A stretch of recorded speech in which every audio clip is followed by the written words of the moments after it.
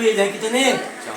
ऋग्वेद, यजुर्वेद, सामवेद, अथर्ववेद। अब बता तीसरा बार बता, मुझे बोल। ऋग्वेद, यजुर्वेद, सामवेद, अथर्ववेद। इन चारों का अपना महत्व है। क्या है? तूने खाली सादा पानी नहीं पिया, वेदों का रस पिया। मुझे बोला ओम ऋग्वेदाय स्वाहा, यजुर्वेदाय स्वाहा करके पीना है। इन चारों वेदों का अपना अपना महत्व है। क्या है? ऋग्वेद, यजुर्वेद, सामवेद मन से, वचन से, कर्म से किए गए पाप को धो देता है। अथर्ववेद से क्या होता है? आपकी आसन शुद्ध हो जाती है। क्या हो जाता है? आसन। जो भी ब्रह्मनिष्ठ आदमी होता है अपना आसन शुद्ध करके बैठता है, चाहे उसके आगे पीछे कितना भी मलमूत्र हो, उससे कोई मतलब नहीं है। उसने क्या किया? अपना आसन साध लिया। कोई भी अगर तपस्वी या यज्ञी आदमी वहाँ पर बैठता है तो उसकी हंसी मजाक नहीं की जाती है, छी कैसी जगह में बैठा नहीं करते हैं। वो अपने आसन को पहले शुद्ध कर लेता है अथर्ववेद से। आई समझ में? कहीं पर कोई आदमी बैठता है, यज्ञ या तप करता है, उसके आगे अगर मल मूत्र सड़ा गला कोई चीज़ भी है तो उससे घृणित नहीं होते हैं, क्योंकि वो अपने आसन को पहले शुद्ध कर लेता है। अथर्ववेद से क्या होता है? आसन शुद्ध हो जाता है। ये लोग कहते हैं ना चौके में बैठो, ये मैला है, ये दरी गंदी है, चटाई गंदी है। आपने उसको शुद्ध कर लिया। जल को, जल तो सबको धोता है ना, जल से भी पवित्र है कोई चीज़। तो ये चार वेदों का अपना विधान है। अभी मन और वचन आपका हमने शुद्ध किया है। अब कर्म जो आप करेंगे, सामवेद से आपके कर्म भी शुद्ध हो जाएंगे। जो हाथों से आप अभी करोगे, स्वाहा, इधर उधर प्रणाम इत्यादि है ना, उससे ठीक हो गया। दंड दो छंद लो हाथ में। ओम जलम गहित्वा यो मे दंड प्रजापति ऋषि छंदो दंडो देवता दंड ग्रहणे विनियोगः। दे दीजिएगा, इसको कंधे पर लगा दीजिएगा। ये डंडा झुकना नहीं चाहिए, सीधा रखना, सीधा। हाँ, एक दंड है। कितना है? त्रिदंड से क्या हो जाता है? नर से नारायण बन जाता है। नर से क्या बन जाता है? नारायण।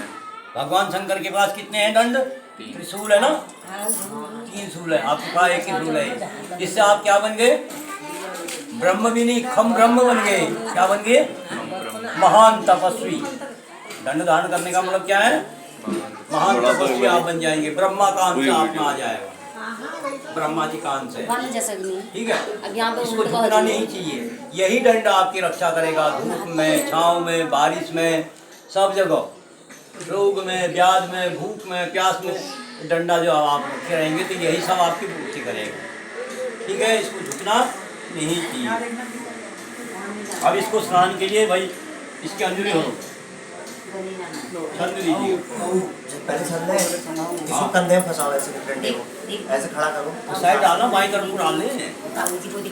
थोड़ा हो गया। ठीक है, चलो छंद ले लिया। आपको इसके टीवी विष्णु संधि शिकायत छंद आपको देवता कुमार अंजलि पूर्णे विनियोग।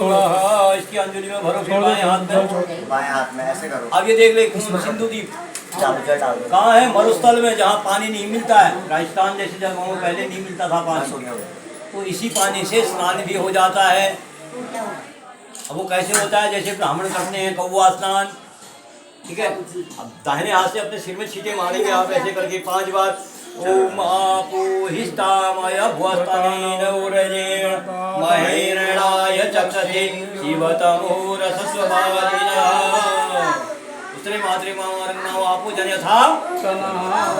इससे आपका स्नान भी हो गया, वस्त्र भी धुल गए। कोई ये कह दे माघ का महीना है, ब्राह्मण नहा के नहीं आया है, ऐसे नहाता है। ये वेदों में है, मंत्र से शुद्ध होता है। बाहर के शरीर को सब धोते हैं, कोई मन को भी धोता है क्या? तो इससे मन धुल जाता है। मन साचा तो कठौती में गंगा।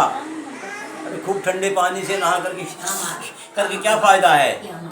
नहा लिया, हाथ पाँव काम नहीं कर रहे हैं, फिर बोला नहा के आया हूँ, नहीं। इससे भी स्नान हो जाता है। कहाँ पर? जहाँ पर जल की व्यवस्था नहीं होती। जल ही जीवन है, जल का संरक्षण करना चाहिए, जल को बेफालतू बर्बाद नहीं करना चाहिए। टोंटी में भी देखा होगा ना, साबुन लगाए रहता है और पानी चले जाता है, फिर क्या करेगा वो? साबुन लगाए रह जाएगा उसके शरीर में। जल को बचाना है, जहाँ पर जल नहीं है वहाँ पर ये व्यवस्था है, जहाँ पर जल है उचित जल से स्नान करें, ये नहीं कि अनुचित अरे घबाघब नहीं, दूसरे के लिए भी तो रखना है ना। तो ये व्यवस्था आपको बता दी है, ठीक है। मन को साफ करना है, मन को शुद्ध रखना है, मन में कोई विकारियाँ नहीं होनी चाहिए, किसी के प्रति ईर्ष्या वैर भाव ऐसा मन में नहीं होना चाहिए, मन शुद्ध होना चाहिए। ये स्नान के बारे में बताया। अब सूर्य स्थापन, स्नान करने के बाद आप ब्रह्मनिष्ठ हैं, सूर्य भगवान जो सबको प्रकाश देता है, सबको ज्ञान देता है, प्रकाशमान बनाता है, उसकी आराधना करनी पड़ती है। अब कुछ नहीं है आपके पास तो आप क्या करेंगे, खड़े हाथ कर दीजिए, ऐसे कर दीजिए स्थापन सूर्य भगवान की, दोनों डंडा नीचे अपने ऊपर छोड़ दो डंडे को, ऐसे कर लो खड़े हाथ, ऐसे सूर्य भगवान को। भगवान जानते हैं, सूर्य को पता है आप कौन सी स्थिति में है, कर्म साक्षी और आपके शुभ अशुभ कर्मों को देखने वाला कौन है, सूर्य भगवान है। आपके पास नहीं है जल चढ़ाने को लोटा या फौला भगवान को, तो आपने क्या किया, सूर्य की स्थापना करते, खड़े हाथ करते, प्रभु मेरे पास कोई व्यवस्था नहीं, आप मेरी श्रद्धा से मेरी भक्ति से ही प्रसन्न हो जाए, ये सूर्य भगवान की स्थापना हो, सरेंडर हो गया आप भगवान का, क्या हो गए, इससे क्या होता है, भगवान प्रसन्न हो जाते हैं। आपने कह दिया ना, मन की बात भगवान को बता दी अपनी, उंगली मिलाओ ऐसे।